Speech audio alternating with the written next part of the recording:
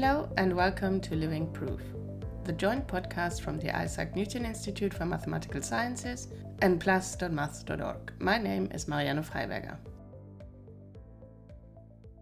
My colleague Sarah Khan from the Newton Institute and Rachel Thomas from maths.org, they aren't here today, but that's okay because we have Zhouli Xu to take us on an exciting journey into higher dimensions, to retrace his route to a proof of an important problem in algebraic topology. Last year, together with Wei-Nan Lin and Guzhen Wang, Xu proved the Kervère invariant problem for dimension 126. In this podcast, we will get a gist of what that problem is about, hear about the long and sometimes arduous journey towards a proof, and we get some advice from Zhouli for young mathematicians. Zhouli is a professor in the Department of Mathematics at UCLA, and he's here at the Newton Institute to attend a research program called Equivariant Homotopy Theory in Context.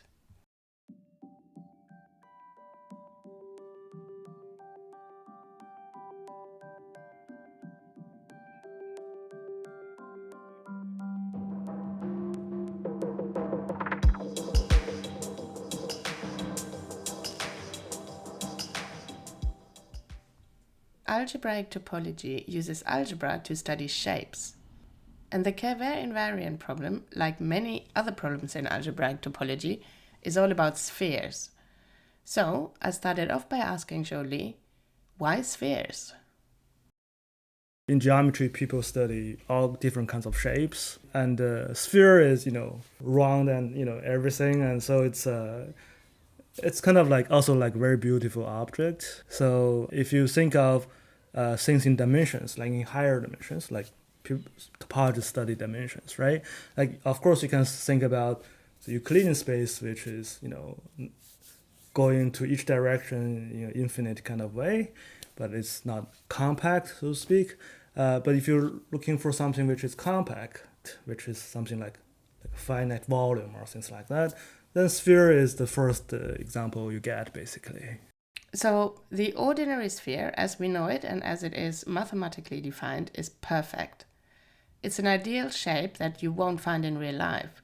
Most of the things that we think of as spheres, such as the surface of the Earth or a football, are actually not perfectly spherical but a bit wonky. It would be unfair, however, to completely deny them their spherical nature. And this is where topology, as opposed to geometry, is more lenient. In topology, two objects are considered equivalent if one can be turned into the other without cutting or gluing things together. So in topology, the Earth or a football are considered the same. They're considered spherical. Now, a sphere is a surface, but it's not the only one. There's also loads of other surfaces too. So the surface of my desk, for example, is sort of like a rectangle. The surface of the donut that I'm about to eat for lunch is a sort of ring-like shape. But even my cut, even the kind of outside of my cut is a surface. So there really is an infinite zoo of surfaces you could think of. And when mathematicians are confronted with such an infinity of things, they like to classify them, much like a lepidopterist wants to classify butterflies into different families. Here's Zhouli again. So a classification theorem, the power is that it gives you a complete list. Then you would know it has to be one of them, right? Mm-hmm. And sometimes when you have a specific one, so how do you know which classification it should, it's like a bunch of baskets, which one it should fall into, right? Then people introduce things like invariants. Okay, so invariance, the idea is that the invariance should just take some value in something fairly simple. So an invariant is a number you can work out for each of the many, potentially infinitely many things you're trying to classify. Going back to our example of surfaces, one invariant is the number of holes that a surface has. For the sphere and anything else that can be turned into a sphere without cutting or gluing things together, that number is 0. There are no holes. But for a donut shape, which is more properly in mathematics called a torus, there is a hole in the middle, so the number of holes is 1. For something that is shaped a bit more like a pretzel, the number of holes is 2. The number of holes doesn't change as you do the morphing that is allowed in topology without cutting or gluing. And this is why this number is called an invariant.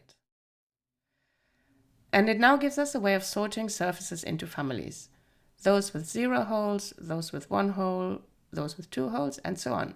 So this invariant, the number of holes, helps us to classify surfaces.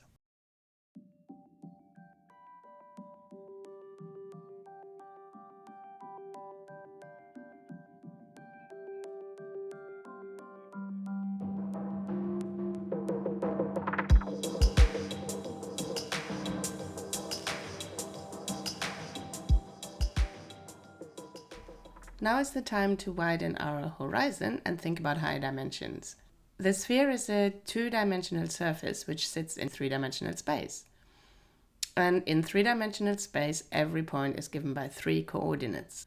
The up-down coordinate, the left-right coordinate, and the backwards-forwards coordinate. That's what makes the space 3-dimensional. Now, a sphere sitting in that space is made up of all those points that are the same distance from the center of the sphere. And that distance is the radius. There is nothing to stop you from imagining a space in which every point is given by, for example, 17 or any other number of coordinates. You can't visualize this space, but you can certainly define it mathematically. And you can also define a notion of distance in this space as well by analogy to the 3-dimensional case. And then you can think of all the points in your 17 or whatever dimensional space that are the same distance from a given center point. And the shape that all these points together make is called the 16 sphere. 16 because it has 1 dimension less than the 17-dimensional space it is sitting in. And again, you can't visualize this 16 sphere, but mathematics makes it possible to think of it and to work with it. Now going back down to the familiar dimension, just as you can think of many other surfaces than the 2 spheres, so we've been thinking about the torus, for example, you can also think of all sorts of other 16-dimensional shapes than the 16 sphere. And if you have a good way of mapping such a shape, then it is called a manifold.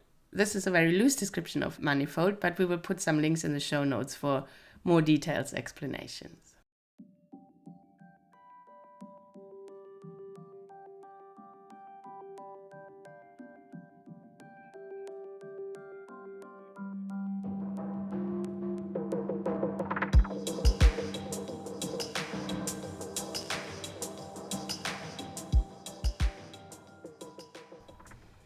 The Cavere invariant problem asks a slightly different question from what we thought of before, which was about turning manifolds into spheres without cutting or gluing. What if we allow a process that is rather ominously called surgery, which does allow you to cut bits out of a manifold and glue another bit back in? Is it then possible to turn a shape into a sphere? Well, if you think about the torus with its hole in the middle, you can imagine slicing through it so that you get something like a bent around tube. You can then glue the ends of the tube together or glue the cups on the ends. And then if you imagine blowing the whole thing up like a balloon, you can turn it into a round sphere. So in this case, what we've done is we have used surgery to turn a torus into a sphere. The Cavere invariant problem concerns framed manifolds in any dimension. A framed manifold, very, very loosely speaking, is a manifold that comes with a specific sort of description of how it sits in the surrounding space. And the question is whether such a framed manifold could be turned into a sphere of the same dimension using surgery. Or more precisely, the Cavere invariant problem asks whether in a given dimension there exists framed manifold that can be turned surgically into a sphere. The Cavere invariant itself is a number named after the French mathematician Michel Cavere, which gives us the distinction between framed manifolds that can be turned into a sphere using surgery, they go in one basket, and manifolds that can't be turned into a sphere using surgery, and they go into the other basket. Here's Zhouli again. So manifolds is like this higher dimensional shape. It could be like rather complicated. So surgery is a particular way of cut and paste. If one manifold can be surgically converted to another one, we say they are equivalent in some sense, right? So it turns out for these specific things called frame manifolds in higher dimensions, in all dimensions, a question is, can such a manifold be surgically converted to a standard sphere? well, maybe not standard, like a framed sphere. It turns out the covariant invariant is the only invariant. So it can if and only if it has value 0. It cannot if and only if it has value 1. Now, mathematicians worked on this problem long before Zhouli started to work on it, and they made some headway. So basically, I think this is back in the 1969. Bill Browder from Princeton, he proved that the only dimensions there could be a manifold that has covariant invariant 1 cannot be converted into a sphere, could only exist in dimension 2 less than a power of 2. So that would be 2 less than a power of 2 would be 4 minus 2 is 2, 8 minus 2 is 6, blah, etc. blah, blah. Yeah. And then 126 is of the form Yes. 2 minus a power of 2 minus 2. Yes. And it was the only one for which the answer was not known yet. So the question that was left was whether there are 126 dimensional manifolds that cannot be turned into a sphere using surgery. In other words, that have covariant invariant 1. It was a big open question, and the fact that there was only one dimension left was obviously tantalizing. But the problem was also thought far away from reach. I asked Zhouli when and why he started working on it. So this is like a funny story I consider myself. Basically starting when I was a first-year grad student. So I remember walking into the office of my advisor, Peter May, at the University of Chicago. So there are a few other students, they're talking math. And then Peter was expecting me because I was like an incoming student who I'm already wanted to work with Peter May because I wanted to study algebraic topology.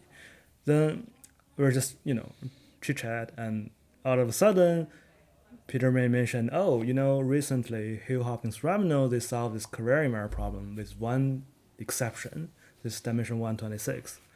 Why don't you solve it? That's going to be your thesis problem. I was like, I heard about this problem, of course. I know some background, and I was, of course, very interested in, learning what's going on. But I didn't expect to hear that it would be a thesis problem, right? Because that sounds like super hard, right? Because, right? Yeah, it does, yeah. and Hill-Hopkins-Rabinow result at that time was like very recent. So a lot of people are working on this remaining dimension, trying to generalize their method, explore other things.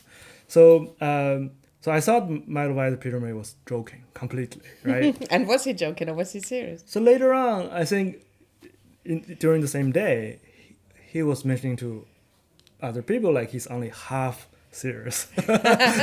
He's half serious. But he scared you enough, right? Yes, and I think a week later, he's meeting with all the incoming grad students. We were just chatting. I think there was like 5 or 6 of us sitting in his office. He mentions it again. He's saying like, "Oh, Zhouli is going to solve it." That's when I know he's like maybe a little bit serious. Like right. He thinks that's the perfect thesis problem. Yeah. But the game changer, the thing is, so during the first year we have to take classes, right? So I didn't really think about this problem. Then after the first year we passed all the qualifying exam, this kind of thing. So Peter May suggested I should talk to Malcolm Howard. He's a professor at Northwestern. He's the expert on this problem in the world. I mean, this covariant invariant problem sits inside of a bigger theme called stable homotypic groups of spheres. So Howard has this encyclopedia kind of knowledge of everything, not just the literature. A lot of things are just in his mind. So Peter May's thesis, my advisor's thesis, was on this when he did his thesis. He's already, at that time, I think 75 or something. So he didn't work on this for the last 4 or 5 decades. So he's not an expert anymore, right? So he suggests I should talk to Malcolm Howard, which is only like an hour drive. So basically he introduced me to Malcolm Howard, and I start to visit him like once a week. So during the first meeting with Malcolm Howard, I mentioned, I'm familiar with things. So this problem is about dimension 126, right? I was saying I'm familiar with things up to dimension 40.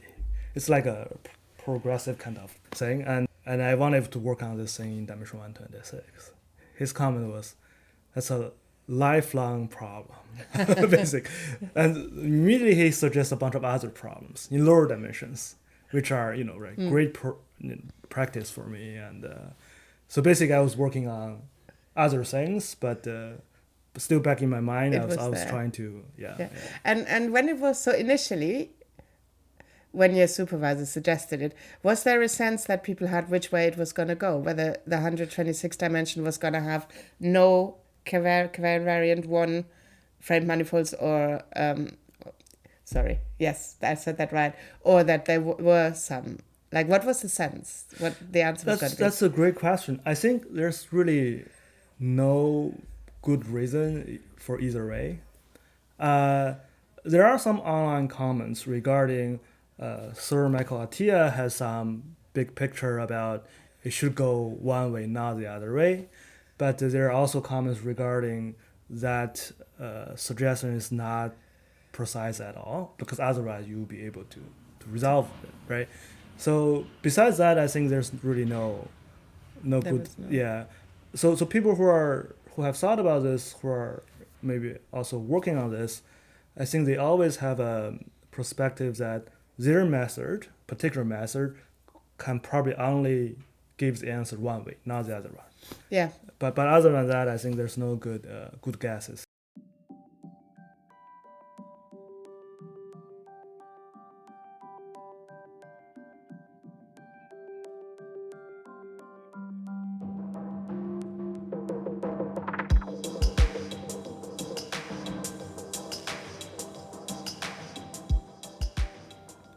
So, is there any way in which you can give us a sense of what is so different, or especially about 126, that meant that it wasn't previously already proven? That it didn't get proven by the other case, some of the other 2k minus 2 cases. Oh, right. Like, what is so different from about that number then? Right. So I guess there are two directions, right? One is about the lower dimensions where they do exist.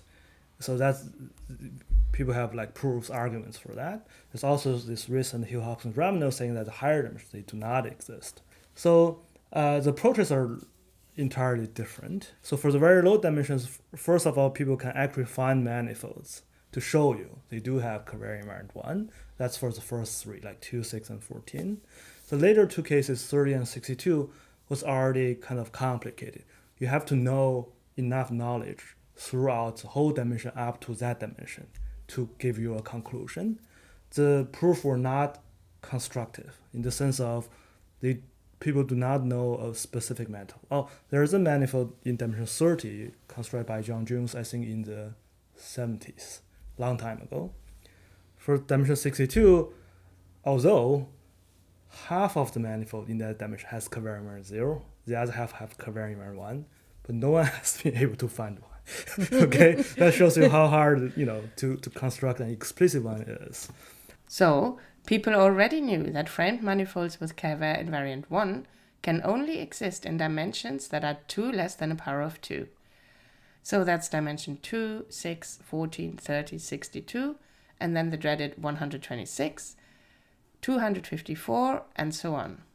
For dimensions 2, 6, 14, and 30, people were able to explicitly find framed manifolds of covariant invariant 1. For dimension 62, they were able to prove that half of the manifolds would have covariant invariant 1, but they didn't have an explicit example of such a manifold. This is called a non-constructive proof. You prove that something does exist, but without showing an explicit example of the something. That might seem strange, but it's quite common. You basically find evidence that the something exists that is 100% convincing, but you don't find the something itself.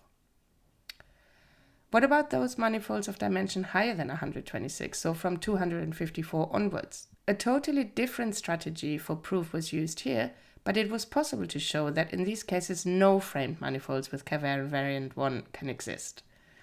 They all have covariant invariant 0, meaning they can all be turned into a sphere using surgery. And this leaves us with dimension 126.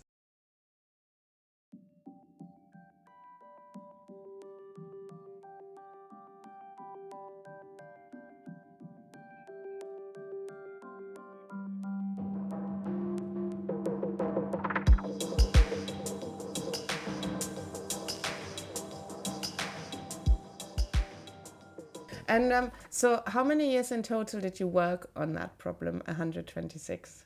Right. So I started as a grad student in 2011. So that will be like 13, 14 years. Yeah. So the first paper I read in very detailed way is the construction of the proof for dimension 62.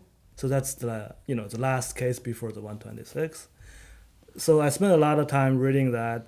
So that paper was very interesting that you do not need to know complete information up to 62. There's a shortcut. You only need to know things around like 3/4 of the range, like about 45, 47, that range. Then they were able to do something and manage to prove the existence of the 32 result. Mm-hmm. So that has been maybe in the first at least 5 years, that has been my major goal. So at that stage, knowledge about stable homotypic groups of spheres is up to 40 something. Like that's the rigorous range people understand. So Peter May's suggestion is your problem is 126. 3/4 is about like 90 something. If you can just double the range of the double the range of the knowledge, then look at the shortcut. Maybe you can just get to 126 because this kind of thing, like the complexity is increasing like exponentially, right? So the complexity of going up to the dimension, trying to know everything. The complexity of the knowledge you need to deal with the dimension increases Yes. Exponentially as you go up in dimension. Yes, right? precisely, yeah. So Zhouli's first goal was to get to dimension 90 something, in order to then hopefully apply a shortcut to get to dimension 126. Zhouli did this with the help of Dan Isaacson from Wayne State University, who introduced him to something called motivic homotopy theory, which was originally designed to solve very different problems, for example in number theory. And also with the help of Weinan Lin, who wrote a computer program that was able to make specific calculations. Now, computers are not perhaps what you might expect to be of much use in pure mathematics, but to mathematicians they can be a bit like what a lab is to a biologist. Results of calculations are like the data that a biologist might observe in experiments, and based on that data you can then form a hypothesis of what's going on. And then you can go off to try and prove the hypothesis. Using this kind of help from computer computations, Zhouli and his colleagues finally got to a dimension around 90. Then, of course, my most excitement is this shortcut, right? 90 is probably enough. So the next, I guess, many years, I try to hit really hard with this shortcut. But that wasn't easy. In order to make progress, Zhouli needed to be able to make certain computations of something called differentials. So he tried to find the best way of doing this. But there were just too many methods, and none which could do everything. So when I started meeting with Malcolm Howard, I asked him, like, there are so many different ways of trying to compute this in the literature. What's the best way? I was being lazy, right? So I was like, if there's a best method, I just learn that. Totally. Right? It was like, there's really no best method. You really have to learn all the methods and find a way to combine them together in order to push for a little. It's just what it is. So historically, whenever there's new method introduced, mathematicians were able to push this a little bit further and then get very stuck. So you get loads of methods and each do a little bit and then they get stuck. Right. But you need to know the other ones too because they did previous. They provided previous success. Yeah, because you need to hold the whole. Like a new method got you beyond 30, but maybe the older method can get you beyond 31. Yes. It's like So it's really a kind of creeping up the number line towards the 126. Yes. And then you found a shortcut, or you made the shortcut Well, work. no, I haven't get to that part. Oh, right, okay. There's more to this, right? So basically, this new motivic method is very effective. We were able to get to around 90. Yeah. For later things, we can still get some, partial progress, but not enough to march all the way to 126. It's just not that powerful. Yes. So then we got stuck again. Right, so I was exploring the shortcut, but that failed as well. So that took me a few more years. I mean, I wasn't like completely working on this one single problem. But once in a while, I get back to this, right? Try to, whenever there's a new method, I learn from conferences or, by talking to people, I try to hit with this problem. And then it didn't work. So this happened to me many times in the last decade, basically. That's the life of a mathematician. Right. So then there's this key person showing up. The name is Weinan Lin. So he was also a grad student at the University of Chicago, but a few years below me. So we intersected like for maybe 2 years. He's also a student of Peter Mays. So somehow later on he got interested into computations as well, but through computer programs. So he just wanted to use computer programs to compute things. He's just very into that. He's also a very good programmer. Then many years after we both graduated, I was like, why don't you try to make computer programs try to, there are so many old methods. They can do different kind of things. Are you able to actually automate this method to see how far this method can tell us? Zhouli and his colleagues then hit the problem with what he called big data. Again, that's something that you don't normally expect to find in pure maths. What they did was compute complicated data for lots of different shapes, so-called spectral sequence data. And the information they gained from that finally landed them in dimension 125. And they were stuck in that dimension with 105 different mathematical possibilities that they needed to understand to prove their results. The big data approach helped them to rule out 101 of them. So there are 4 things left, which is something more manageable, right? Yes, yeah. So I was playing a lot of shortcuts around dimension 90, but now I can just playing with these things in dimension 125 directly. Yeah. So later on, there's some even newer technique, which is called synthetic homotopy theory. It's like a parallel story with the motivic homotopy theory, but it's designed to play with this spectral sequence. So we're able to deduce more technical methods, and then we also plug into the program. So the program using the neural method get rid of 3 more. Mm-hmm. So we have a single one left, but that one we really have to do some really ad hoc way to do it. It took us 10 to 15 pages to write down how to rule out the last dot in our paper, but that's much more manageable than purely. Yeah. So. And then how did you feel when you finally got there? I recall the moment that it was during a meeting, right? Of course, like an online Zoom meeting. So I recall that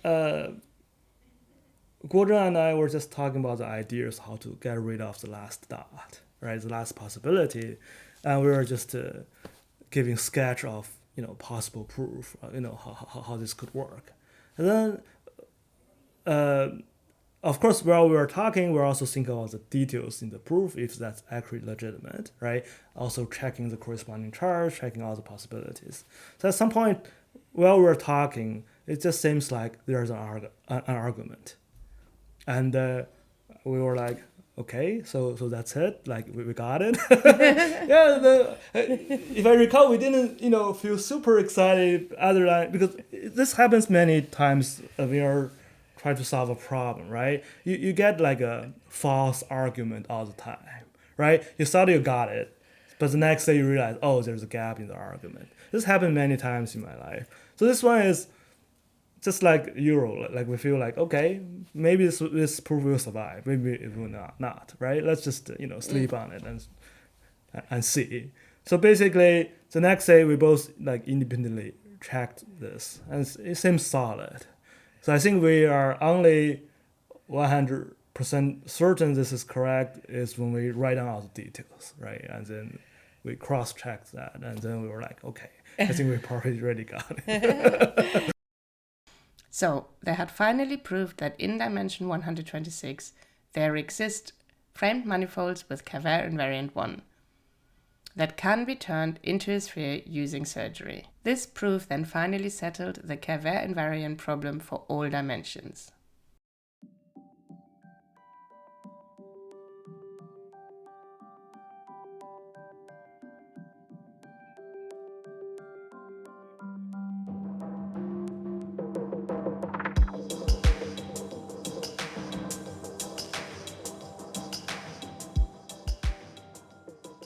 clearly this was a collaborative process, Yes, and that seems to have been important.